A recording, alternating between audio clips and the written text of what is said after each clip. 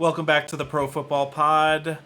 We are ready to talk about Week 10 matchups, who to start, who to sit. We've got some gems for you guys. We're not going to be talking about the whole list of players at every single team, but we're going to talk about some people that you should definitely be playing that you might not be thinking about. Some guys you may be on the fence about. Should I start him? Should I not start him? So we're going to let you know how we feel about that, Now, we did get some news on Tuesday that Kyler Murray is practicing fully and that he's likely going to start. which was expected. We knew he wasn't coming back versus Cleveland. He also has James Conner is available to start this week. They haven't, as of this recording, opened up his practice window yet. So we don't think that he's going to be starting this week, but he's likely going to be starting it up again next week, which is going to be big for Kyler. But in general, having Marquise Brown, Rondale Moore, Trey McBride fully healthy, this team that Josh Dobbs has made look relevant, we all forgot that Kyler Murray's averaged 20 points a game his entire career. Ever since he started touching the football field in the NFL, he averages 20 points a game. So, yeah, I'm going to start him immediately. As soon as he's available, if I don't have Tua or Lamar, and if I've got Tua or Hurts, then I'm starting him this week. If I was able to pull that trigger like we talked about a couple weeks ago, this is the perfect opportunity. I have to. I have two on a bye in my dynasty league, and I've had Kyler sitting on IR all year long just for this purpose And alone. the fact that he's coming back this week, The 1 week I need him to come back, and then I don't have to worry about it. So it's also one of those to where it's 1 week back after so much time off. How much are you actually expecting? But the good thing with Kyler is his running ability, but that's the sketchy thing to me as well, is because that's also how he got hurt. Now, I don't know how much, if it's just going to completely change him as a player, because you hope that doesn't, because that's what makes him such a dynamic player. But I mean, it's still nerve wracking to think that he's going to go out there and try to just, booby miles it again and I just, believe the reports were that he was practicing whenever he did hit the 21-day practice window without a brace, that he made sure to be fully healthy to where he didn't need supplemental help from a brace to be able to like make cuts or anything like that. So I'm confident he is still Kyler Murray. He had an injury, but he's young. He's in his early 20s. It's not like he's 30 something. This injury would affect him a lot more if it was his second or third of the same type, and it wasn't. Like what happened to Cam Akers, where he tore his Achilles for the second time, same Achilles, he's done. Like I don't expect him to be an athlete ever again. And he wasn't a good running back because of his ability to hit the hole and be savvy. He was an athlete. So I think that Kyler should be fine. And he's got a lot of throwing ability. It's not like they've got a bunch of weapons around him, but I'm excited to see Trey McBride and Michael Wilson specifically what they can do to elevate this offense a little bit with a real quarterback back. Michael Wilson looked like he looked like a guy, a rookie, 6'2".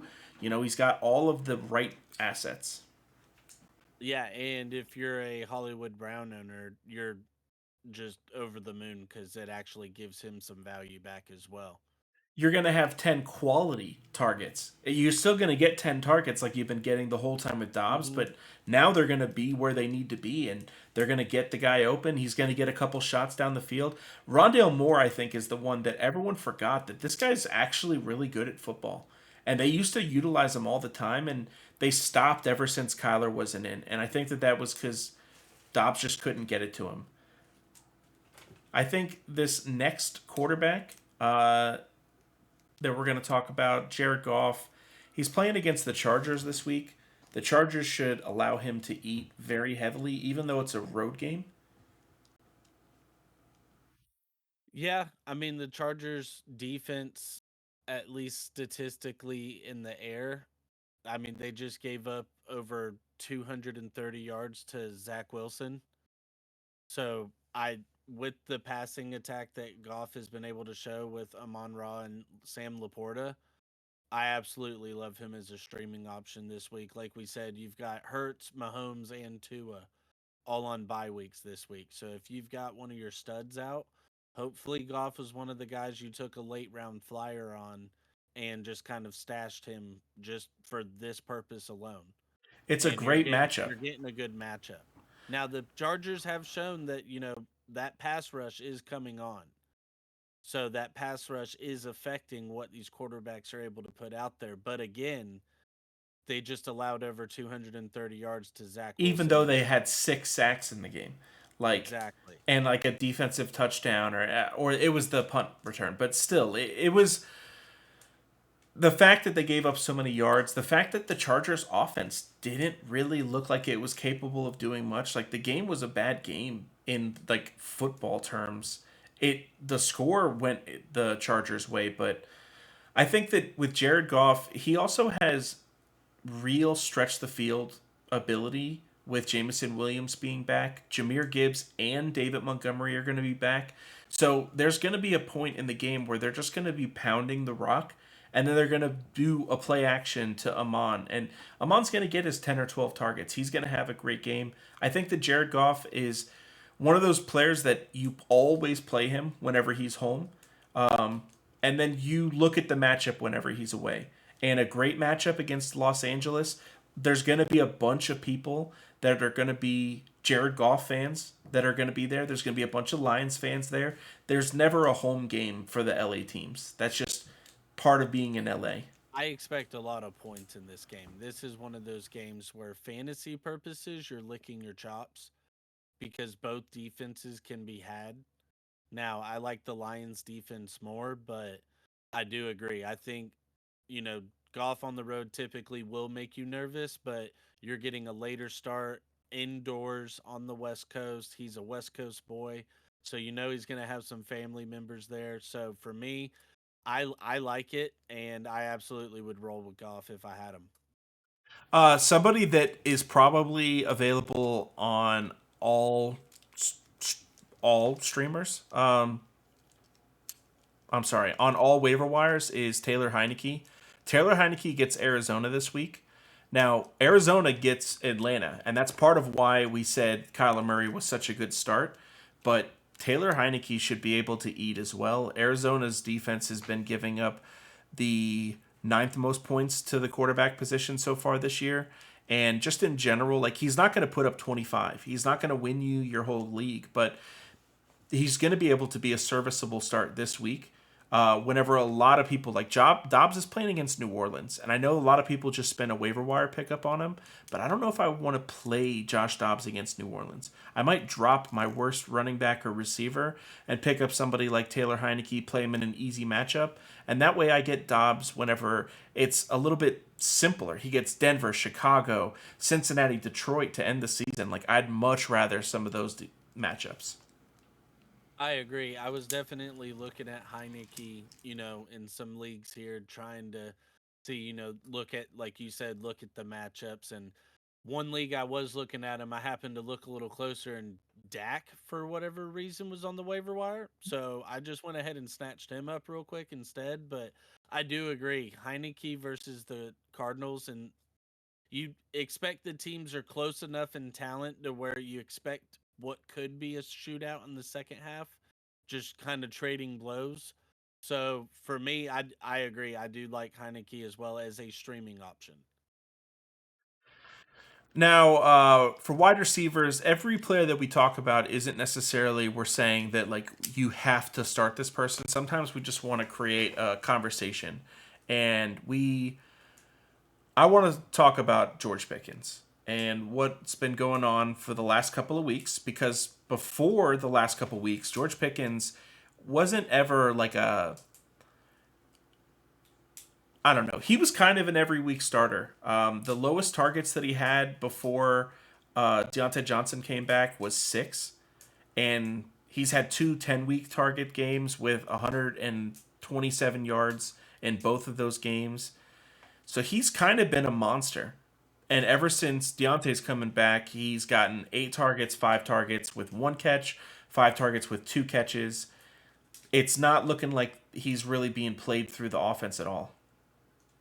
And I don't know how much of it is obviously his opportunities will go down with Deontay Johnson coming back as they should. Yeah. But it's also, I mean, I don't know how much of it is how good are his opportunities. I mean, how much of it is, he's just getting go routes out here. So it's just 50-50 balls and he's just not coming down with it. Because you look at 5 targets, 1 reception, 5 targets, 2 receptions. It's one of two things. It's you're not getting open, so there's no separation there, or it's just bad targets, like bad throws, 50-50 balls that aren't going your way. And And Pickett hasn't been perfect. It's not but like he's been unreal. the problem is the games that he's complaining about, they've won. Yeah. Well, they did Or lose they the lost Jacksonville to game. Jacksonville, but Yeah. right there at the end. Yeah. But I mean, this last game he comes out and he's mad after it, which I guess rightfully so. You'd be Not frustrated, rightfully but so. If you he wouldn't can't have missed you that can't touchdown, go he on wouldn't be social mad. media and complain after a win. No. Like you just can't do that. If Like if it y'all would wasn't have lost, if would it have been wasn't for different. his left foot, If you drag that toe, you got a touchdown on the board. What more? what are can we you complaining expect? about at that point? Exactly. We've got 3 So receptions with a that's why touchdown, positive yards. Pittsburgh, I'm definitely interested to see how how it acts for him going forward. What Because happens? Pittsburgh doesn't care about players, and he's definitely a player that everyone is interested in. I wonder if he gets mouthy enough if Pittsburgh moves on. They've moved on from a lot better players than George Pickens. 1,000%, 1,000%. And I'm forced to start him this week with just all the players on a bye. I'm not. I have the And opportunity to not, and I'm choosing not to if so I far. didn't have to, I absolutely would not. But I'm forced to just because I don't have anybody better that's either not on a bye or IR. This And week and next week, dude, he's got Green Bay into Cleveland. Now, if he yeah, goes off crazy against Green Bay, that doesn't mean anything to me, man. I know that at Cleveland especially is not going to going into be town. tough. It's going to Yeah. be so tough. I Oh, he's don't. getting benched next week when all my guys come back. Like, believe me. Yeah, exactly. Exactly. Now, somebody that, man, before coming to the season, to start off as the wide receiver 2 or potentially 3, in actual depth chart, Christian Kirk was the wide receiver 3. Zay Jones and Calvin Ridley were getting a majority of looks week 1 until Zay Jones went down. As soon as Zay Jones went down, Christian Kirk, the most highest paid receiver on their team, started getting a lot more looks. And honestly, he's just been a lot more quality with his looks. Him and Ridley are almost tied on targets for the year, but what he's doing with those targets is so much more. See, and that's why I don't think Zay Jones coming back really affects Christian Kirk so much because over the last 2 seasons, you've just seen that relationship develop with Trevor Lawrence and how much he trusts him as his slot receiver. And that can't be said enough. Slot receivers, running backs, and tight ends for a quarterback to be your safety guys, the Yeah. guy that you know is always open, streaking across the field. And like you said, he's getting the same work for the most part as Calvin Ridley, their number one guy, but he's doing more with it. So, I mean, that's not a knock on Calvin Ridley either. That's just Christian Kirk is just proving honestly worth what his contract was that everybody was exploding over last year, which rightfully so. The Jags paid him the bag and he hadn't deserved it at that point. No. But for me, like I said, I don't think Zay coming back really affects him too much. I wonder more how much it affects Calvin Ridley with Zay coming back, So it actually helps Calvin especially in Ridley, the which red is zone. crazy. Uh, in the games that Zay Jones has played this year, Calvin Ridley's had some of his best games in so far. And it's not because Zay Jones pulls the number 1 It's coverage. another threat on the outside. Exactly. It's another threat on the outside, which means that he doesn't. Every once in a while, he'll get open. And if he gets open, Trevor Lawrence is going to throw him the ball. He's definitely the most talented receiver that they have, but hands down, it's not a question. Calvin Ridley's the best receiver on the Jags. He showed it in training camp. Like he showed it in so many ways. I know that I've been saying all season, don't worry, keep playing him. Don't worry, keep playing him. I'm still playing him. I actually traded him away in the one league that I had him in. I traded him and Justin Jefferson away to pick up assets in other positions, but I would be playing him this week otherwise. Like against San Francisco, next week against Tennessee, even whenever they play Houston, even though Houston's one of the best against the wide receivers so far this year, I'm still going to play Calvin Ridley. He's a top 10 receiver in talent. You can't bench that upside. It's the same thing with Devontae Adams. If it wasn't for Devontae Adams' situation, where he's getting all these targets and he's not even able to do anything, but Calvin Ridley has a top 10 quarterback. Like, he's got everything that you were looking for. So you keep playing him because he's going to pop off. Amon-Ra St. Brown rookie year, he didn't get a touchdown in week 12, and then he scored like 7 touchdowns on the year. That's how fantasy football goes. It was nuts. So yeah, like I think the Jags are just going to start to prove as well that for the most part, I think all 3 players are startable. You got Zay Ridley. Jones is the crazy. Zay right now. I don't know if I'd start him this week. Yeah, it's one of those let's wait to see how he integrates back into the offense type of thing. if he gets another touchdown, though, I'm starting him next week. If he gets a touchdown again, he immediately becomes flex worthy just because of his trust in the red zone there. Yep. Awesome. Well, anything else to add? I think that's it. We knocked out another quarterback wide receiver preview for everybody. Well, guys, if you're still listening to the video, make sure to show up on Friday for the Fans, where we answer guys' questions and we do it all for you. Make sure to go to Tulsi Rose Tea at tulsirosetea.com for all of your tea needs. They've got over 108 different flavors with a bunch of fall stuff like the Harvest Spice Medley that we had this week in the store. It was actually really good, dude. Really good. But yeah, until next time, peace. Toodaloo.